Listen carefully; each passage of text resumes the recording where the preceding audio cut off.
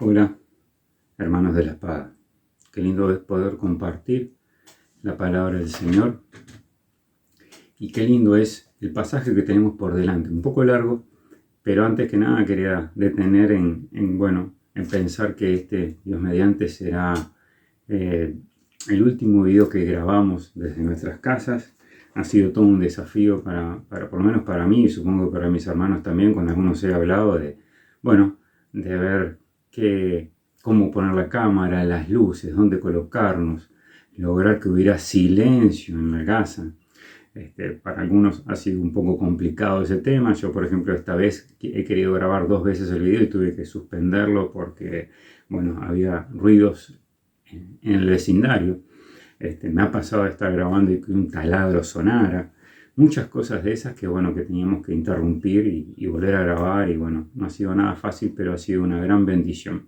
Se extraña el no poder ver a los hermanos, mirar a los ojos.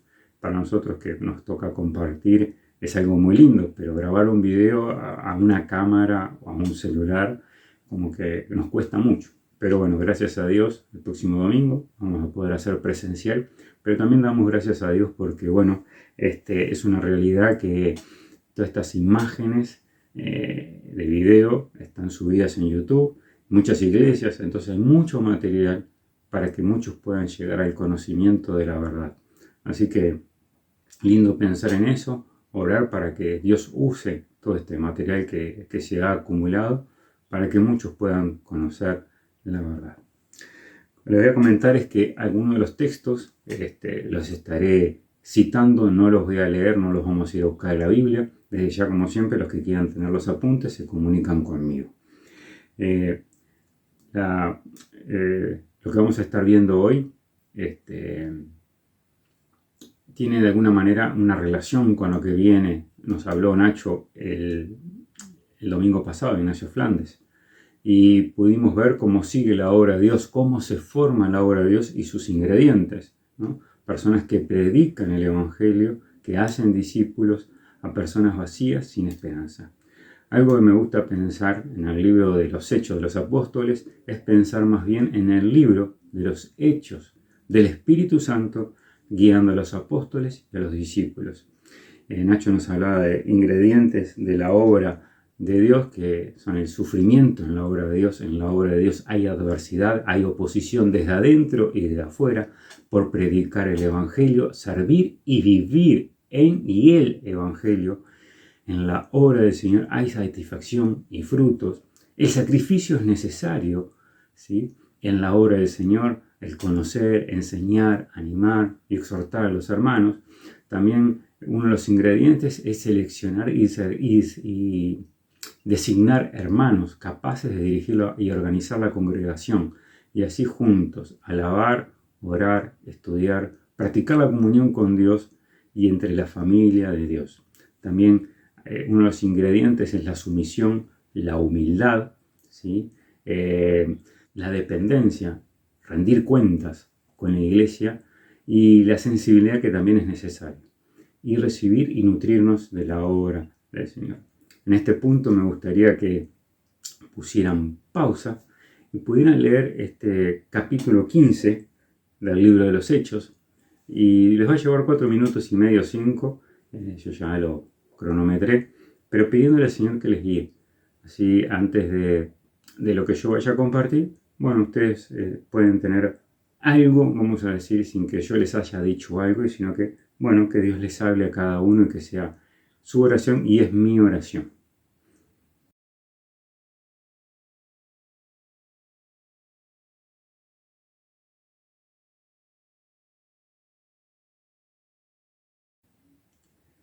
Si pusieron pausa y ahora lo siguen, vamos a leer los primeros 5 versículos del libro de los Hechos, que dice así la palabra del Señor. Entonces, algunos que venían de Judea enseñaban a los hermanos: si no os circuncidáis conforme al rito de Moisés, no podéis ser salvos. Como Pablo y Bernabé tuviesen una discusión y contienda no pequeña con ellos, se dispuso que subiesen Pablo y Bernabé a Jerusalén y algunos otros de ellos a los apóstoles y a los ancianos para tratar esta cuestión. Ellos pues, habiendo sido encaminados por la iglesia, pasaron por Fenicia y Samaria, contando la conversión de los gentiles y causaban gran gozo a todos los hermanos. Y llegados a Jerusalén, fueron recibidos por la iglesia y los apóstoles y los ancianos, y refirieron todas las cosas que Dios había hecho con ellos. Pero algunos de la secta de los fariseos que habían creído se levantaron diciendo: es necesario circuncidarlos y mandarles que guarden la ley de Moisés. Muy bien, en este momento en el libro de Hechos estamos en un intervalo entre el primer viaje misionero de Pablo y el segundo, y ocurrió algo de suma trascendencia para la actividad misionera y también para lo que es el desarrollo de la iglesia. Algunas dificultades son oportunidades, ¿sí? Oportunidades de dejar las cosas en claro, oportunidades de ponerse de acuerdo. Y bueno, la cuestión surgió a raíz de una llegada a Antioquía de algunos cristianos judíos procedentes de Judea, los cuales tenían un enfoque del cristianismo muy estrecho y los cuales no fueron enviados desde Jerusalén, como lo vamos a ver en un texto más adelante. Estos, como en el versículo 5, compartieron su pensamiento. Debían ser antiguos fariseos, luego llamados judaizantes, que no satisfechos con seguir siendo personalmente estrictos observantes de ley, pretendían además que los gentiles se hicieran judíos antes de hacerse cristianos. Y esta discusión, tuvo una solución provisional o provisoria. Y enviar a Jerusalén una delegación encabezada por Pablo y Bernabé a fin de solicitar allí el juicio de los apóstoles y de los ancianos sobre este delicado problema. Durante el viaje atravesaron Fenicia, Samaria, visitando a las iglesias de esa región y relatando la conversión de los gentiles. Saben que busqué en internet cuántos kilómetros de viaje tenían, y unos 1348 kilómetros a pie. Esto quiere decir que si caminaban 8 horas diarias a una velocidad de casi 5 kilómetros por hora, iban a ser unos casi 38-40 kilómetros.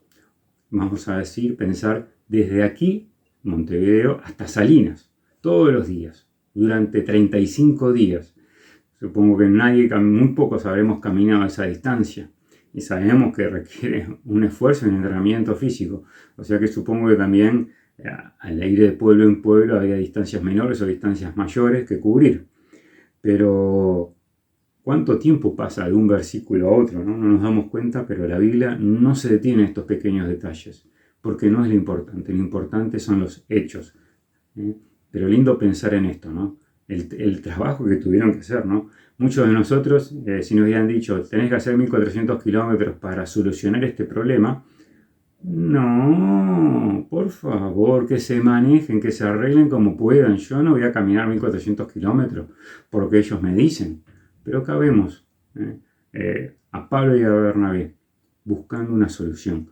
Tenemos que hacer un esfuerzo para buscar la solución a algunos problemas. Imagínense, caminar 1400 kilómetros para solucionar un problema. No sé cuántos de nosotros lo hubiera dicho, no, ¿saben qué? No hago más nada. ¿Cuántos de nosotros hubiéramos hecho eso? No hago más nada en la obra del Señor si tengo que caminar 1400 kilómetros. Pero Pablo y Bernabé, para solucionar este problema. Pero es un problema fundamental, porque de aquí surgieron una doctrina muy clara y ayudó a poner las cosas en claro. Igual, después vamos a ver que no es que hubo una solución total y no hubo más problemas, pero sí que marcó un antes y después. El hecho es que el informe que fueron dando Pablo y Bernabé causó gran gozo a todos los hermanos en Fenicia y Samaria, y de alguna manera también brindó un poco más de apoyo a Pablo y a Bernabé durante la conferencia. Solo en Jerusalén surgieron de nuevo estos judíos cristianos de mentalidad estrecha y legalista. Muchos hermanos piensan que parte de la base de escribir a los Gálatas se basa en esta experiencia que tuvo Pablo. En el trabajo o en la obra del Señor, hay conflictos, y no por un tema menor, ya que este tema de la doctrina y de vida de iglesia, la ley ceremonial, es muy importante, ¿sí? Y tenemos que pensar muchas veces que la iglesia del libro de los Hechos, que muchos le llaman la primera iglesia o la iglesia primitiva, muchos la idealizan como, si volviéramos a la iglesia primitiva, si fuéramos como a la iglesia del libro de los Hechos. La iglesia de los Hechos exhibían avaricia, egoísmo, mentira, como en el caso de Ananías y Zafira, murmuración acerca de la ayuda a las viudas, egolatría en el caso de Simón, una violenta objeción en la obra de Cesarea y ahora un desacuerdo abierto hacia una gran doctrina, la gracia frente al legalismo. Pero lo importante es no que haya problemas, sino cómo se solucionan los problemas. Y no es algo extraño que sucedan estas cosas porque somos seres humanos y tenemos nuestras tendencias, nuestro corazón pecaminoso que está en proceso de limpieza, en un proceso de santidad, un proceso de parecernos más a la persona del Señor Jesucristo, un proceso de madurez. Pero tampoco los problemas o las circunstancias adversas sean una excusa para no servir. Yo he escuchado muchas veces decir, ya tengo demasiados problemas en mi casa, tengo con mi familia, con el trabajo, con el estudio, como para sumarle otro, y de esa manera no hago absolutamente nada en la obra del Señor. Yo entiendo que hay hermanos que están imposibilitados físicamente de hacer trabajos físicos o movilizarse, pero sí podemos orar unos por otros, ¿sí?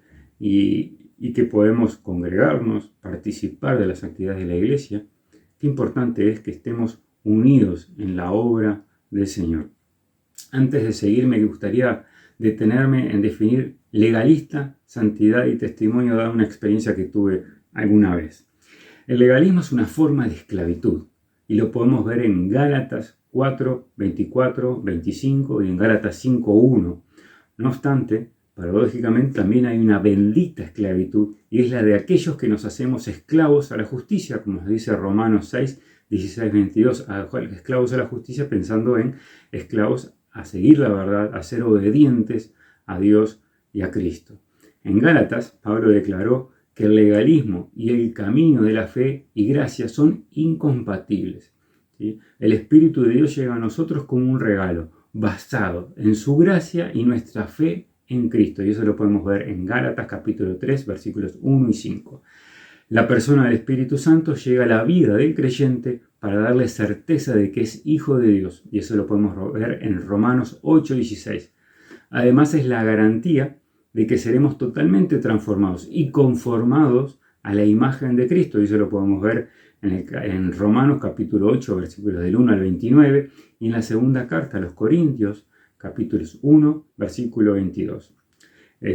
Y la experiencia es que hace un buen tiempo atrás, ante una diferencia con un hermano sobre un posible comportamiento inadecuado y de mal testimonio de su parte, fui a solas a decirle, ¿no? Mirá, que no convenía lo que estaba por hacer, y lo primero que me dijo fue, sos un legalista. Y yo me quedé pensando, evidentemente este hermano no tenía idea de lo que es ser legalista o tener buen testimonio y lo que es la santidad. La definición de RAE de legalista es tendencia a la aplicación literal de las leyes sin considerar otras circunstancias, formalidad o requisito legal que obstaculiza o impide el eficaz funcionamiento de algo. El legalismo existe cuando las personas intentan asegurar la justicia y la santidad a la vista de Dios con buenas obras o cumpliendo ciertos ritos, como el ejemplo de los judíos, ¿no? Al circuncidar, al querer circuncidar a los hermanos que no eran judíos. Y de esa manera poder ser salvos. Eso es ser legalista. Los legalistas creen que pueden ganar o merecer la aprobación y la salvación de Dios cumpliendo con los requisitos de la ley sin importar el corazón. Y como ejemplo, podemos venir a todas las reuniones, estar en todas las actividades y estar con un corazón en pecado. Y eso no es santidad. Eso llegó a caso puede ser un legalismo. Como pasaba, el Señor Jesús denunciaba a los fariseos y a los saduceos que decían, por fuera parecen unos blancos sepulcros, pero por dentro están llenos de huesos muertos, ¿no? Y puede que haya pecado en nuestro corazón. y que aún no ha sido consumado, o tal vez sí, o aún no hemos sido descubiertos por los demás, pero Dios lo sabe todo desde el momento que estamos pensando, imaginando, ¿sí? Y esa es la santidad. La santidad es comportarnos bien cuando no nos ven, que eso también sería integridad, pero la santidad es apartarnos para Dios, consagrarnos a Dios, entendiendo que es lo mejor, porque Dios nos ama y entregó su vida, entregó a su Hijo por nosotros, y merece que nosotros nos apartemos y que merece que nosotros le sirvamos en la santidad y no por obligación. Por fuera podemos ser religiosos, pero en realidad por dentro podemos estar podridos en el pecado. El testimonio es la evidencia real de un cambio que Jesucristo ha realizado en nuestras vidas. El cristiano está llamado a dar testimonio de su fe en Jesucristo a través del ejemplo de vida, ya sea por medio de palabras, actos o gestos. Muchas veces la acción o palabras puede que no sea pecado, pero voy a dar un ejemplo. Por ejemplo, si estoy usando las redes sociales, ¿no? Veo una muchacha bonita, por decirlo de alguna manera, con poca ropa, y le pongo me gusta. Y algún me puede decir, pero yo no la codicié o no tengo malos pensamientos con ellos. Pero ¿es de buen testimonio? Capaz que no pecaste, sí. Pero ¿es de buen testimonio? ¿Me es lícito? Otro ejemplo, voy escuchando música que es totalmente contraria a Dios y a las enseñanzas morales de la Biblia. Muchas veces veo que las letras de las canciones no las discernimos a la luz de la Biblia y podemos escuchar cualquier basura. ¿Pero me es lícito? ¿Estoy pecando? ¿Es de buen testimonio? Y la palabra de Dios es clara, y en la primera carta de Corintios, capítulo 10, versículo 23.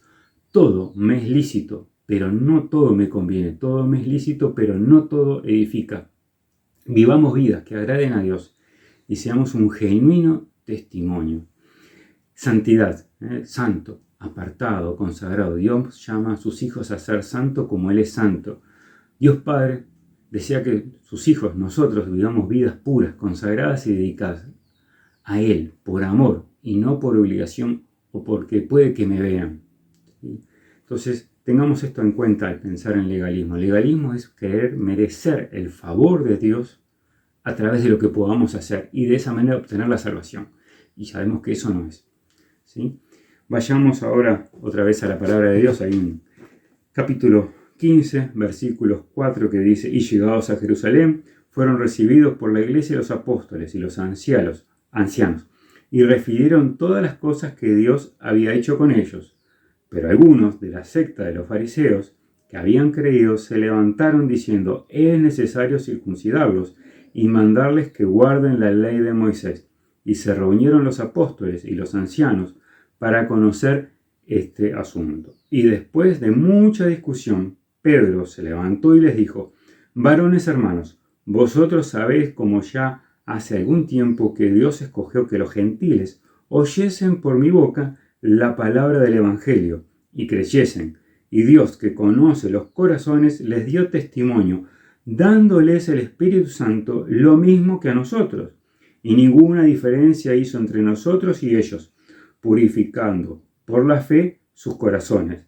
Ahora pues, ¿por qué tentáis a Dios poniendo sobre la cerviz de los discípulos un yugo que ni nuestros padres ni nosotros hemos podido llevar? Antes creemos que por la gracia del Señor Jesús seremos salvos, de igual modo que ellos. Entonces toda la multitud cayó y oyeron a Bernabé y a Pablo, que contaban cuán grandes señales y maravillas habían hecho Dios por medio de ellos entre los gentiles. Y cuando ellos callaron, Jacobo respondió diciendo: varones hermanos, oídme. Simón ha contado cómo Dios visitó por primera vez a los gentiles, para tomar de ellos pueblo para su nombre.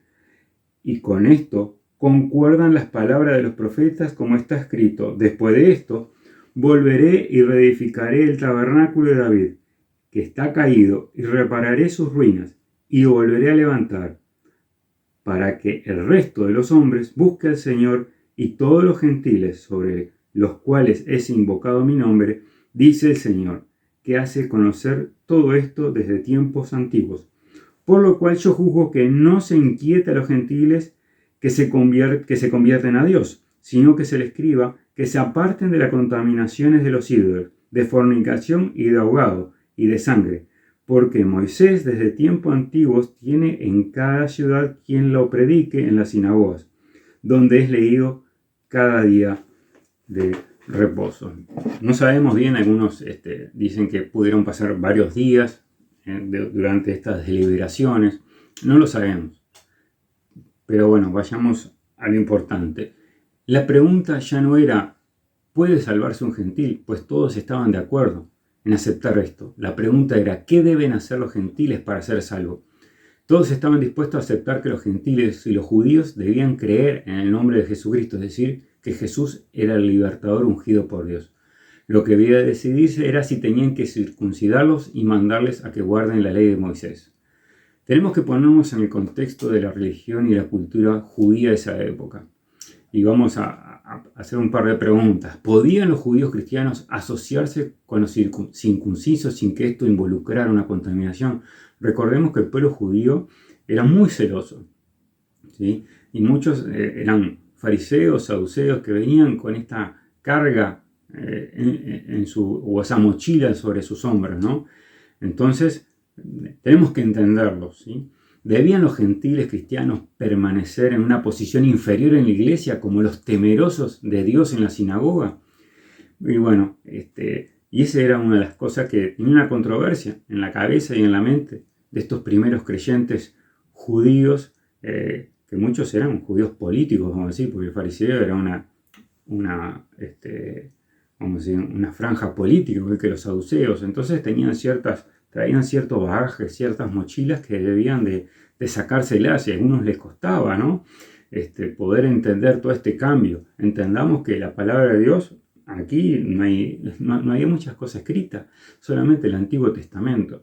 Entonces, para entender bien el Antiguo Testamento debemos, para nosotros que hemos creído, leerlo desde el punto del Nuevo Testamento y no al revés, el Nuevo Testamento a través del Antiguo Testamento. Nosotros tenemos que leer el Antiguo Testamento por medio del Nuevo Testamento. Espero no haber entreverado la cosa. Después cuando me vean el video lo voy a ver.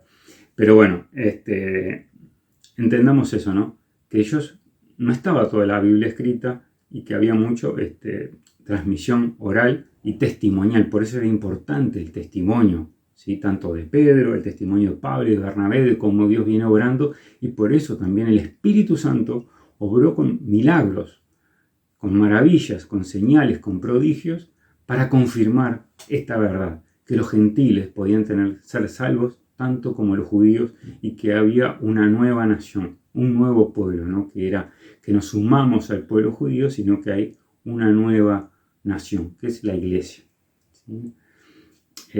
También tenemos que pensar que los fariseos temían miedo de que los gentiles no mantuvieran un elevado nivel moral como lo tiene el judaísmo o que las leyes mosaicas pretendían. Recordemos que muchos de los gentiles venían de un mundo de libertino, ¿sí? Y sus temores no eran totalmente infundados. Pensemos que muchos gentiles en el Nuevo Testamento abusaron de su libertad y llevaron la doctrina de libertad cristiana a un exceso, al libertinaje. Pensemos, por ejemplo, en la iglesia de Corintios. No vamos a describir la iglesia de Corintios, pero sabemos que había de todo y era un libertinaje. Cada cual hacía lo que bien le parecía. Y el cristiano no puede vivir sin ninguna ley, como no puede adorar sin ninguna forma, como nos dice primera carta de Corintios 14:40, porque todo debe hacerse decentemente y con orden.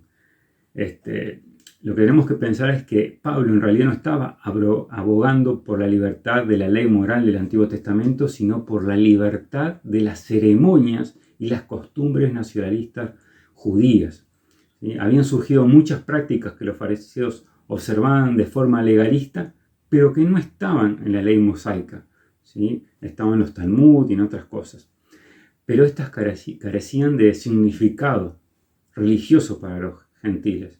Pablo consideraba que la circuncisión, el ceremonialismo, el templo y los reglamentos para observar el día de reposo eran costumbres sin sentido para los gentiles. En cambio, el asesinato, el robo, el adulterio, la idolatría eran leyes morales y religiosas que debían ser preservadas. Y más adelante vamos a considerar algunos de los detalles conforme a la decisión que se tomó.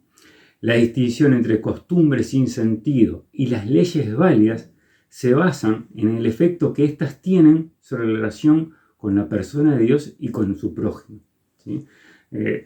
La circuncisión no afectaba a nadie, ¿sí? Solamente era una señal, ¿sí? Pero no iba a afectar la vida cristiana nuestra. Pero el adulterio iba a afectar a una familia dentro de la iglesia.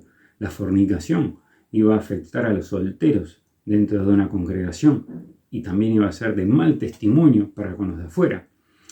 Bueno, en resumen, el partido judío sostenía que la religión significaba ganar los favores de Dios guardando la ley. Eso es legalismo. Y Pedro decía, la religión consiste en entregarnos a la gracia y al amor de Dios.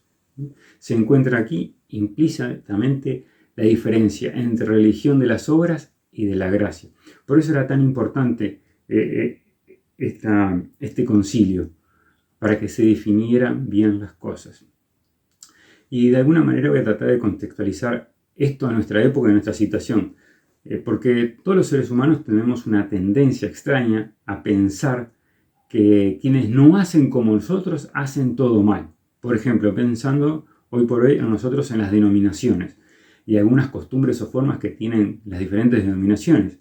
Y los hijos de Dios deberíamos desear de evitar las contiendas y los debates hasta donde se puedan, por temas menores.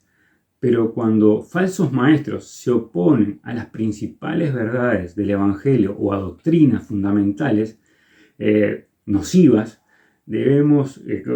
con doctrinas nocivas tratan de derribar las doctrinas fundamentales, no debemos dejar de resistirles. Debemos con la Biblia a mano resistir y defender la sana doctrina. También pensaba que este pasaje y este problema que se da nos ayuda a resolver las situaciones. Los problemas deben ser tratados antes que avancen. Y eso lo podemos ver en los primeros versículos, ¿no? Que enseguida, buscar una solución, ¿sí? Después, identificar bien cuál es el problema. Buscar urgentemente un principio bíblico de solución. Los problemas deben ser tratados con toda la información necesaria, información de los involucrados en la discusión, información de otros que puedan ilustrar adecuadamente el asunto. Los problemas deben ser tratados con la meta de llegar a un acuerdo, elaborar los términos de un acuerdo pacificador si fuera necesario y comunicar adecuadamente el acuerdo.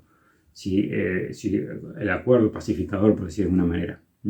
En conclusión, hay problemas en la iglesia de hoy, sí, pero también hay soluciones que lleguen a tiempo. Es importante tomar en cuenta las sugerencias de la experiencia de la primera iglesia.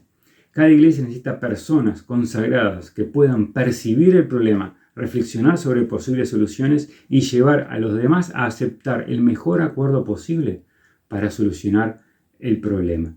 El Concilio de Jerusalén decidió ciertos puntos que son de suma importancia para el cristianismo, como veníamos hablando. La salvación es por la fe sin las obras de la ley. Los ritos externos, como la circuncisión, son cargas innecesarias para el cristiano.